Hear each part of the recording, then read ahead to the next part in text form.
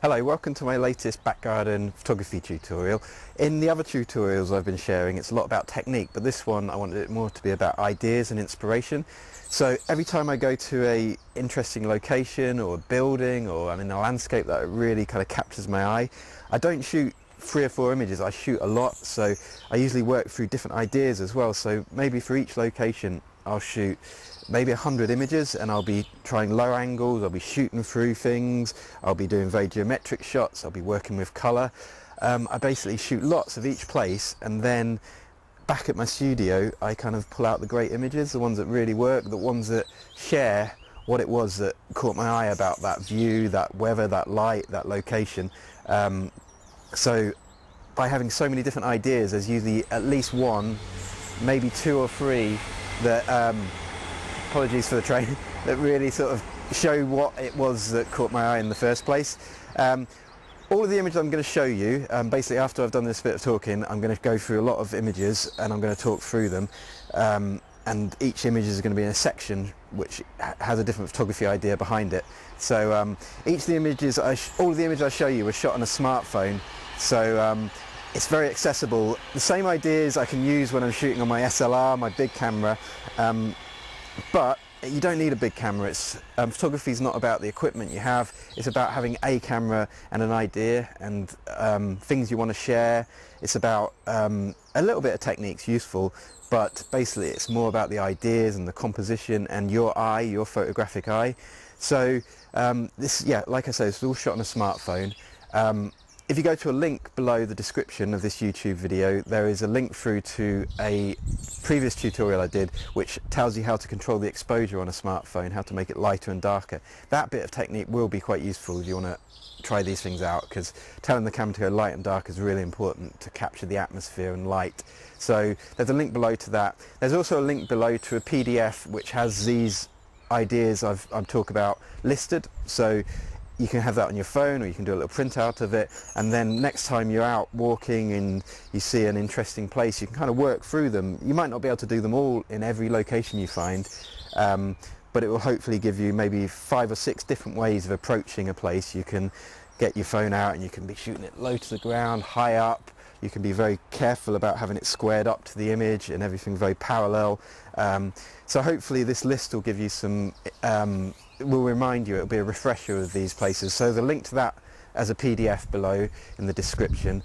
So yeah, I hope this is useful. Like I say, photography is all about the ideas, and there's some ideas here. Be playful, shoot a lot. There'll always be one image that really jumps out and really has energy. So by just shooting a lot and then editing later, you will just find this lovely moment when everything comes together, when all the light, the angle, the people, if you're shooting people in it, all of this kind of work out into this one kind of perfect moment. So yeah, I hope it's useful. Like I say, any questions, put in the comments below or send me a message, and if anyone's got any ideas for other tutorials I can do in future, please get in touch and I'll be very happy to help. I'm going to now go through the list of ideas I'm going to be sharing in this tutorial.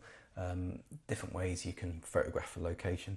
So we're going to be looking at order, form and symmetry, low angle perspective, frame within a frame, close-up details, unexpected details, patterns and textures, historical recording and using photography as a kind of research tool, delicate light and subtle light, painterly landscape, colours, minimal photography at low light, and keeping the ideas strange and playful. So I'm going to work through those now and kind of explain what I'm meaning, and hopefully this will feed into your photography and give you some ideas. So the first we're going to look at is order, form and symmetry. This first image is underneath the Humber Bridge. I'm really drawn to images where you have a really defined form to them. Often this works really well with architecture, so everything has to match up perfectly. If you're going to play these kind of games with your photographs, everything has to be perfect, it has to be perfectly balanced. If it's a little bit off, if the horizon's a bit wonky or something like that, it really jumps at you because you're trying to be so precise. So here's a few images that use that, of a building near Piccadilly in Manchester.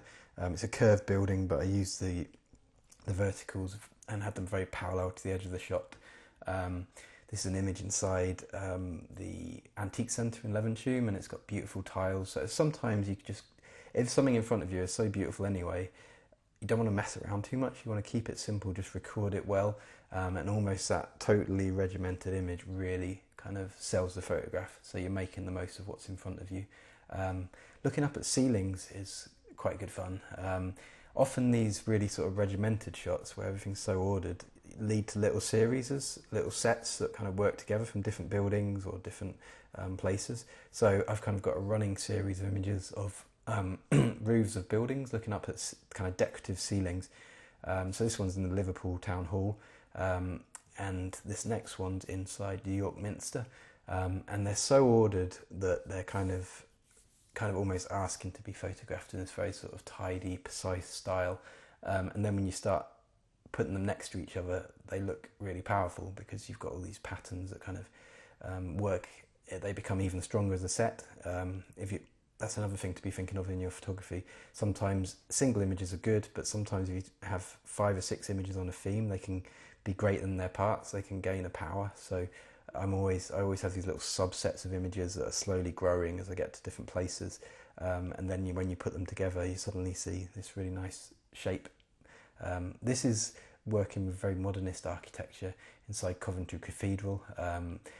It's really precise the way it's kind of ordered the building. So again, it's all about having everything really well positioned, but giving things the right amount of room to breathe. So this is all about you using your kind of compositional creative eye.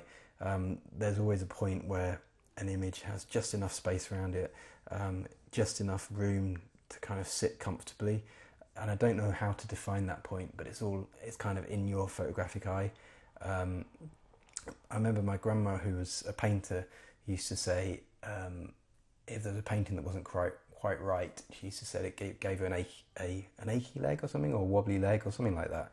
And I said, what does that mean? And she said, it's just a bit off, it's a bit wrong. So I kind of know what she means now. There's something about an image, it can, especially when you're working with something so precise, where if it's a bit off, it feels wrong. It's no good at all. So you have to get it right. Here's another series of images.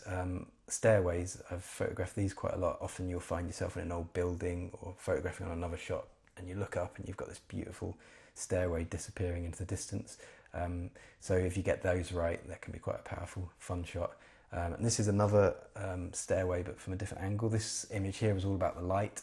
I actually went back to these stairs about 4 times over the day I was working there, because I knew the sun was going to slowly shift round, and then there was a point when that sun came straight down the stairs and clipped the stairs, and so sometimes waiting for this light to kind of move around and really kind of help the kind of form and the shape of these images can be really useful.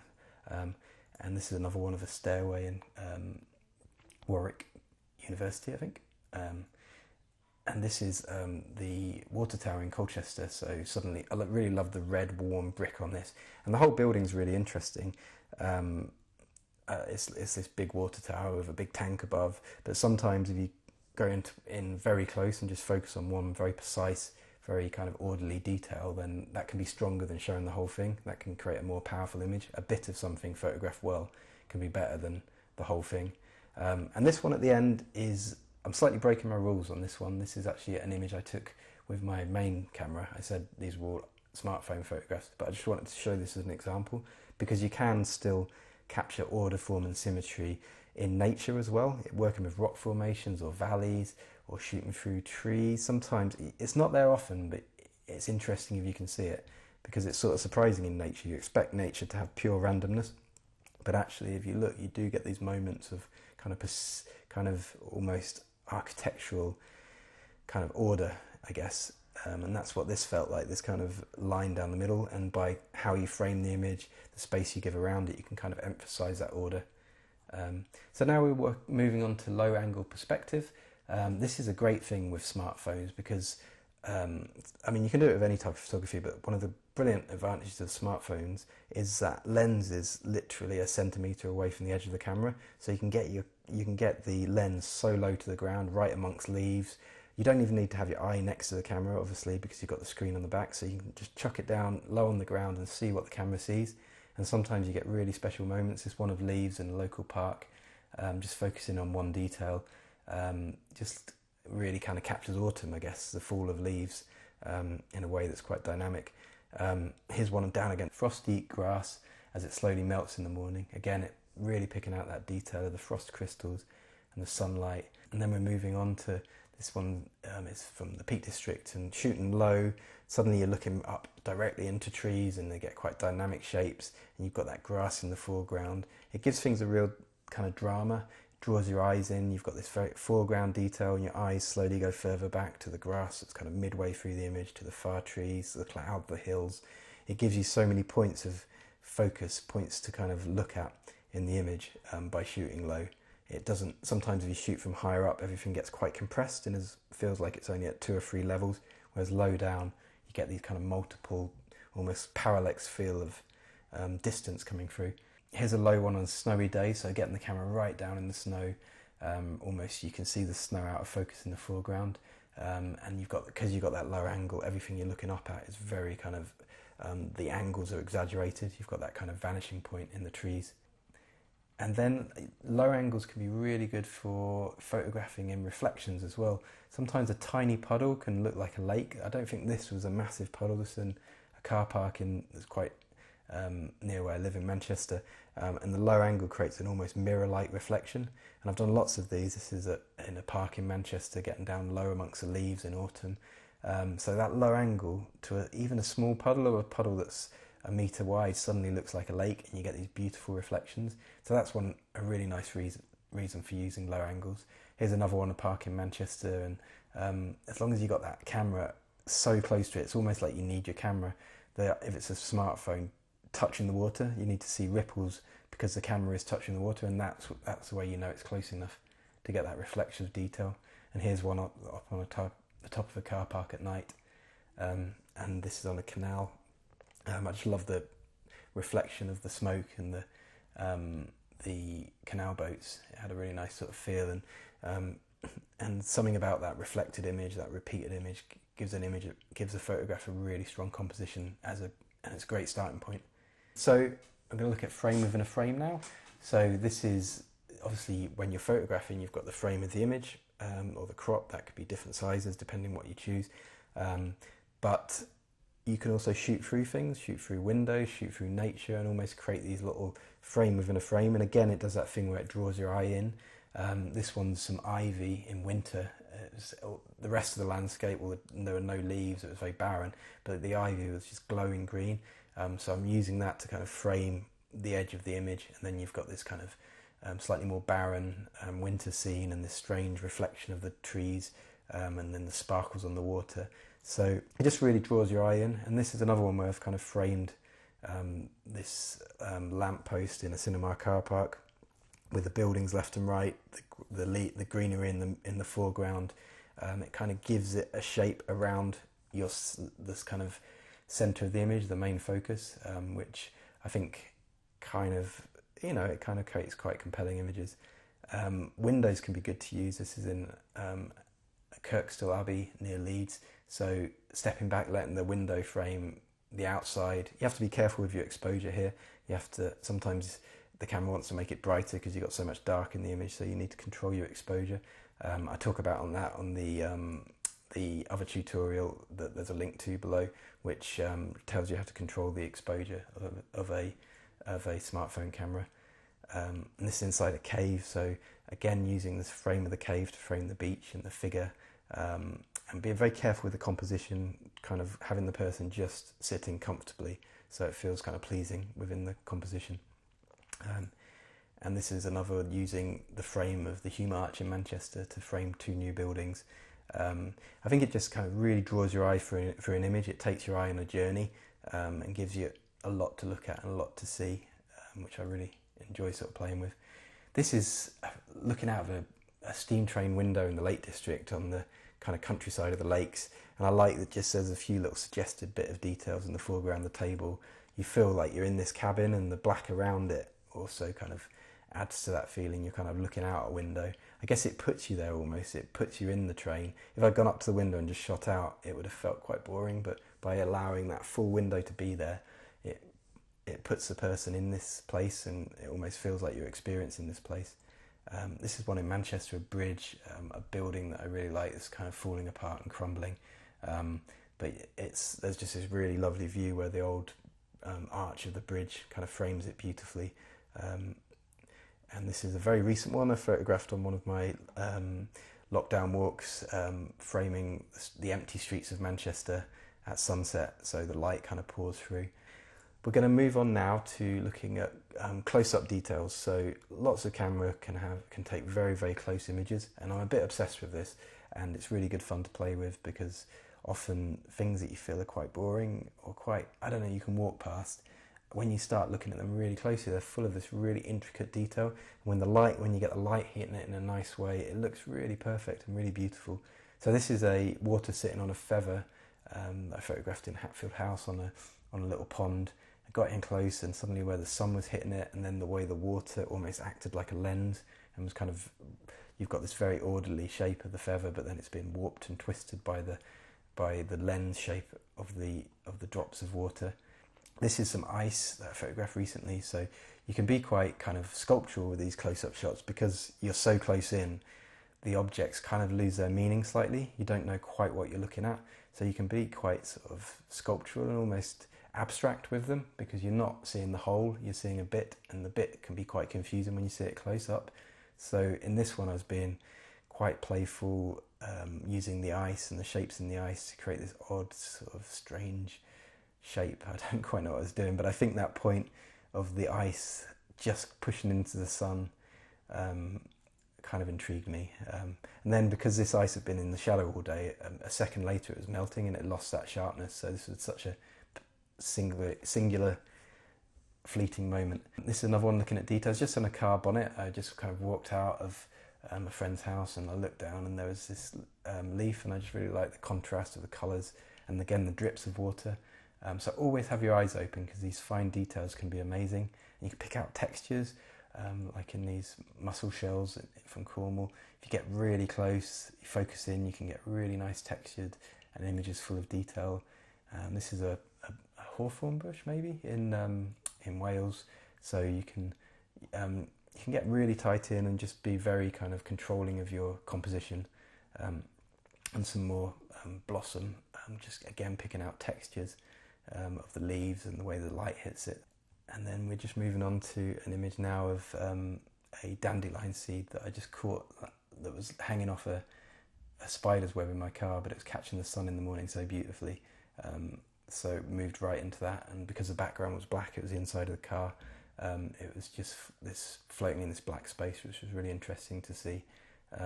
Sometimes things, you half see a thing and you think, oh, what's that?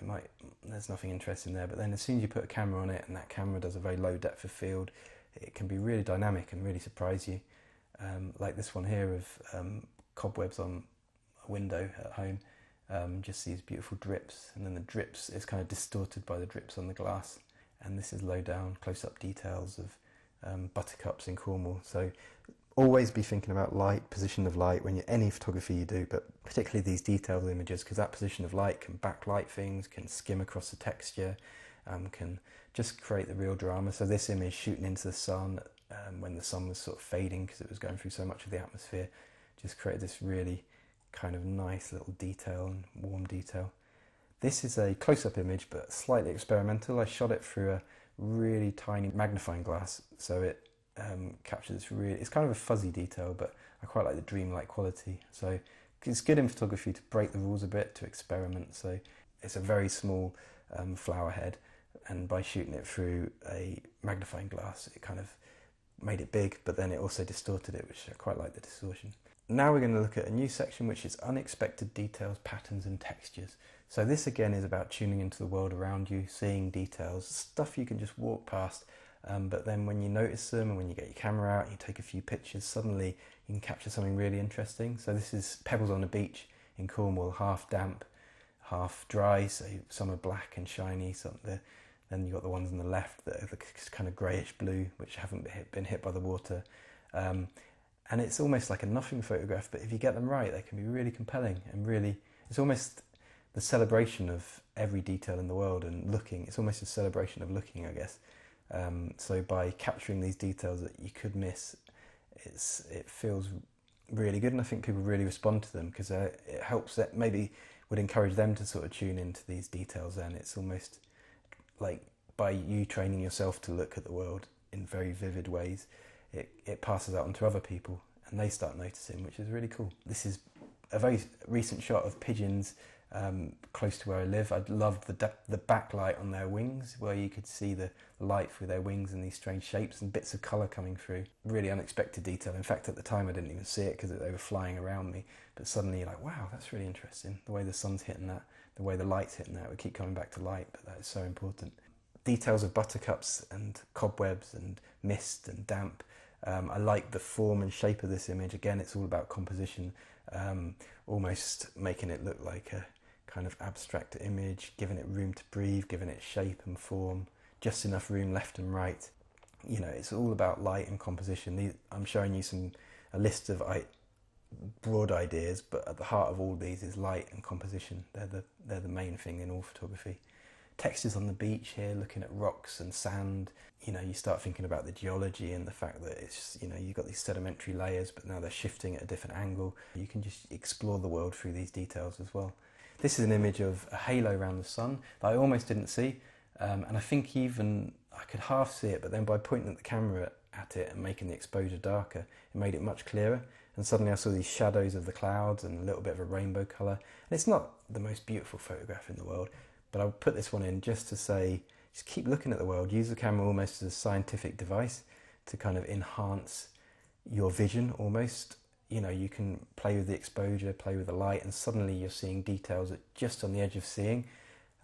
So use a camera to kind of enhance how you perceive the world. And I think that's what I did here. I couldn't see this detail in real life, but by changing the exposure, making it much darker, suddenly you could see these colours of the halo and the shadows of the clouds. Here's another one of just a drip from I think I was on a rowing boat somewhere, so it's just a drip of water and it just had a really nice repeat pattern as the boat moved along.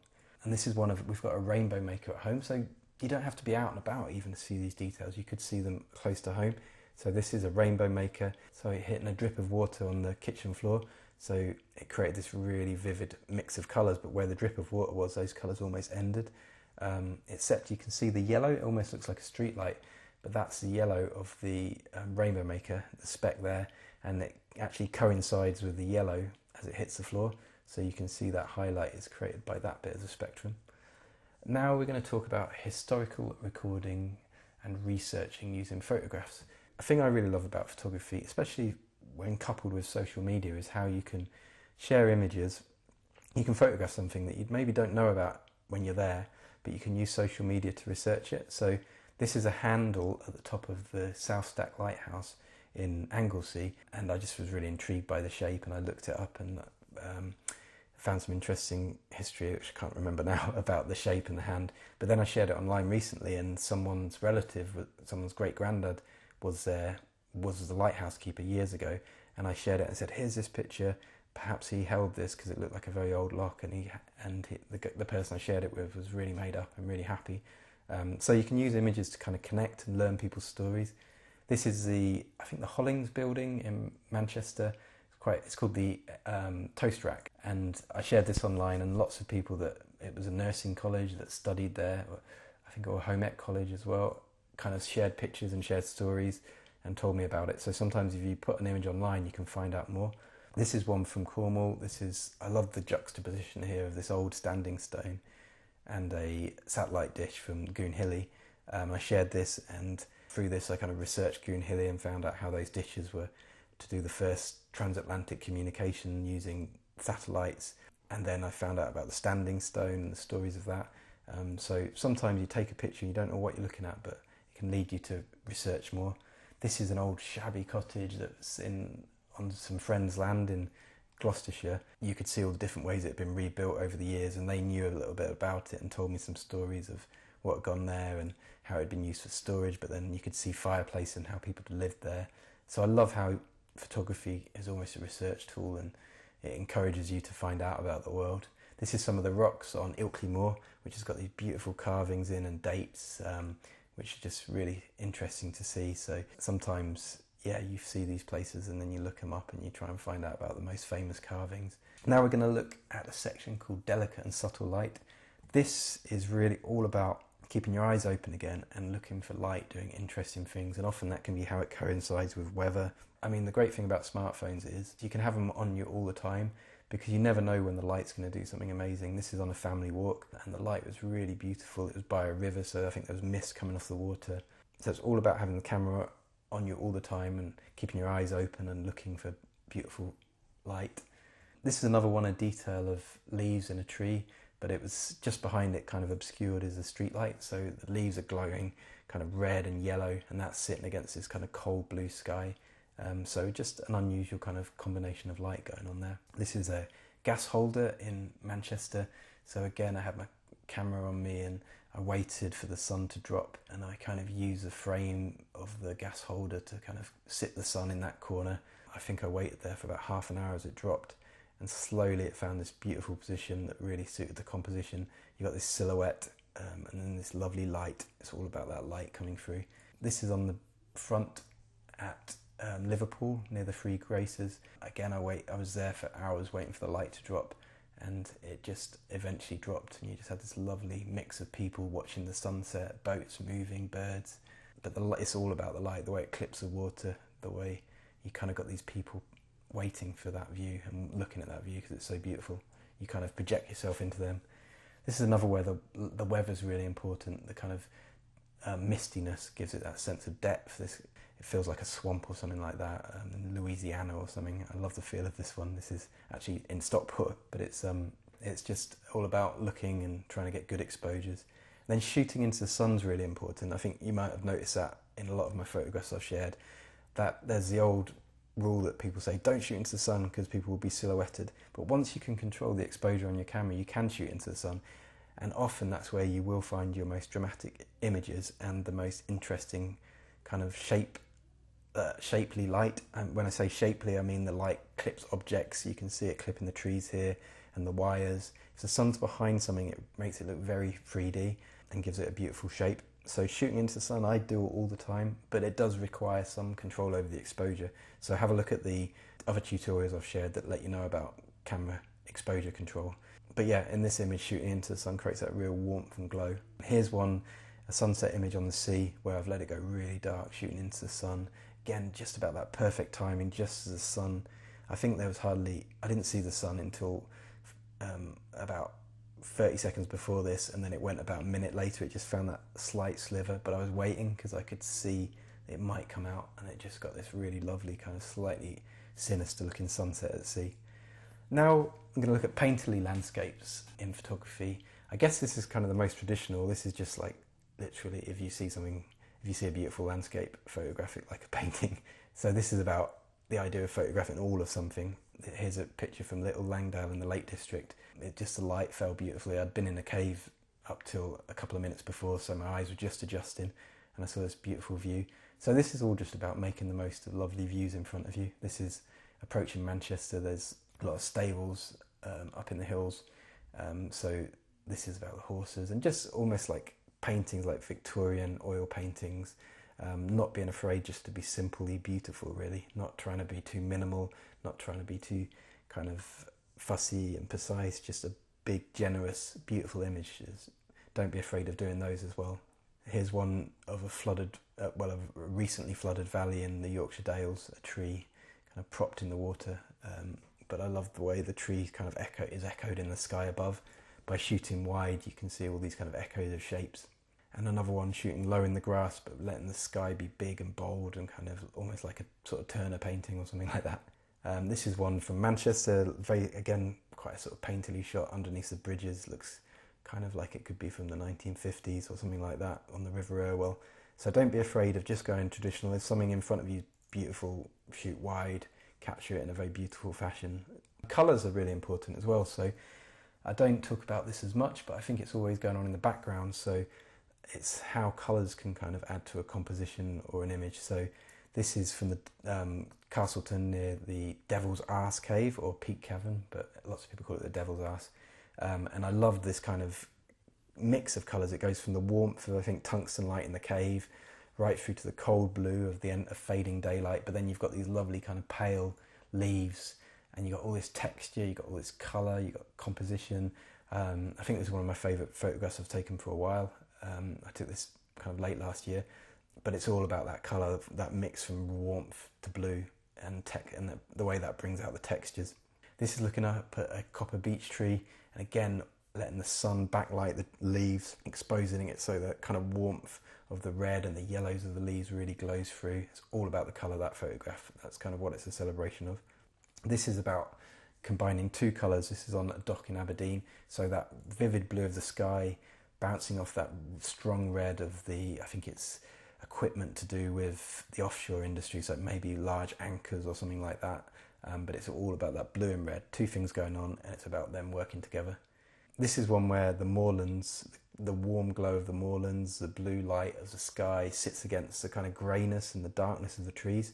So this is almost, it's all about colour, but not, some of the image is kind of downbeat, is kind of low colour, kind of almost grey like the road, but then that almost emphasises the blue and the yellow of the moorland and the sky even more.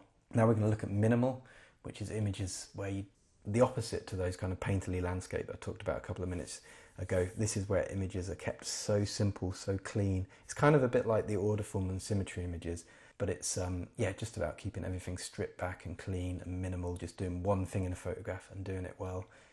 This is an island from a boat in Norway, so it's just about this kind of island and mist and atmosphere. There's not much going on, there's no sunlight, it's just one thing, this kind of grey island coming through the mist. You can keep it simple if you want. This is looking through a willow tree towards a street light, and simple, minimal. It's just about the way the light is hitting those willow branches, and then this strange sort of circle that's panning out from it. And again, it sits, I think I shared it at the same time as this one, which is all about the circles and ripples on the water.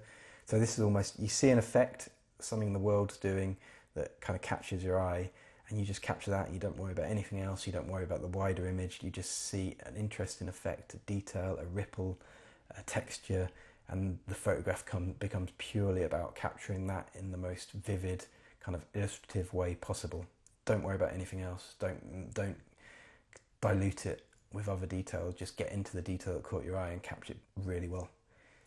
Now we're going to look at low light. This is something you can't do at all times, but there's a lot of great things you can do with low light photography working at night. So this is a local car park, and it's very misty, and it's great photographing at night in mist because you get the colours of the lights combining. You've got the reds and the greens and the whites. Can create a real atmosphere, so you can have a lot of fun with it. When you're doing low light photography, try and control your exposure, maybe even try different exposures, because you might find different details jump out. This is dusk. Don't be afraid of photographing as it's changing from daytime to nighttime. Sometimes when the sun sets, everyone packs up and goes home 10 minutes later, but actually you get about maybe an hour and a half of the light slowly fading, and there's at all times those colours in the sky are changing in really subtle ways, and the bounce of light, the bounce between the little bit of light in the sky and the artificial light of the streets is constantly changing, and suddenly there'll be a moment when it clicks and it's perfect and there's a nice warmth to everything. So if there's a sunset, sometimes stay around, wait for it to go to pitch black, just because there'll be so much change in that time. So stay out, don't just go home at sunset. Wait for what happens afterwards, because that can be where the real magic is. So this is photographing very early in the morning. Again, I think I was up there from when the sky was dark. This is on a bridge near Bury, and again the kind of relationship and the bounce between daylight and the lights of the cars slowly shifted. At one point it was just the glow of the cars, but then at this point you've got the glow of the cars, you've got the roads lit, you've got the sky glowing. So that's just about waiting for that bounce of light to slowly shift. This is up on the rooftop of a car park in Manchester, a train kind of moving past these raised lines, almost kind of Gotham City kind of feel to it. And yeah, I love Manchester. Is a really interesting city to photograph because you get this lovely mix of old and new, kind of rickety buildings and glossy buildings, and then levels as well. So get your camera out at night. Modern smartphones are brilliant at capturing low light, especially in a city, because the city often isn't that low light. There's a lot of light bouncing around anyway. But then if you've got a kind of larger camera, like a kind of compact or an SLR, then you can start using tripods and really long exposures and really pulling out that detail. I'm going to do a tutorial soon in low light photography, so that will be on my YouTube timeline at some point. So keep an eye open for that, because I'll be telling you about good control of camera when it's dark. Fireworks are really good fun at night, so this is a thing where you just don't know what's going to happen. Sometimes in photography you just kind of have to shoot lots and see what happens, and you just get an interesting moment happening. So just keep clicking, keep moving. I call it, sometimes you have perfect control over a photo shoot and you can get everything looking exactly how you want. Sometimes you just have to eyeball it and improvise and think quick, and then amongst all that you sometimes capture a really spontaneous nice moment. Sometimes you don't, but that's fine as well. But it's all about just shooting lots and then letting something interesting happen. Now we're moving on to another misty one, a car disappearing into the distance late at night on a country lane. And this is one where I've deliberately forced it to be incredibly dark, so just so we're almost working with silhouettes. So the camera would have wanted to really lighten up that sky. So by using manual exposures, you've got this lovely silhouette and that light from the window. And then suddenly when you're working with silhouettes, you can be really deliberate with your composition and giving that image just the right room to breathe, controlling it in an interesting way. And then the last section is just to be, I've given you a load of rules, a load of things to think about there, but then just be spontaneous, be strange, keep it fresh as well. Keep kind of lively moments. There's a dog kind of bounding along in the foreground. This is a slightly surreal images of tourists looking out into kind of nothingness. So keep it odd. This is very odd. This was a kind of snow person on a bench in a local park. And then fairly recently I just did a reshoot of it with myself in the same position, giving it a kind of empty look. So keep it playful, keep it weird as well. Follow the rules but break the rules. Just photography is all about fun and experimenting and looking at the world, looking for these strange details, using the camera to kind of enhance how you see the world. So just have lots of fun with it, and really cool things will come out of that. Really interesting images. So just be playful. I hope that's been helpful. Like I say, all of those photographs except one were shot on a smartphone, so hopefully it's quite accessible. And I hope this has been useful. If you've got any more suggestions for subjects you'd like me to cover in these tutorials, let me know. There's lots of other tutorials and I'm going to keep adding them. So yeah, I hope this has been useful, and thanks for watching.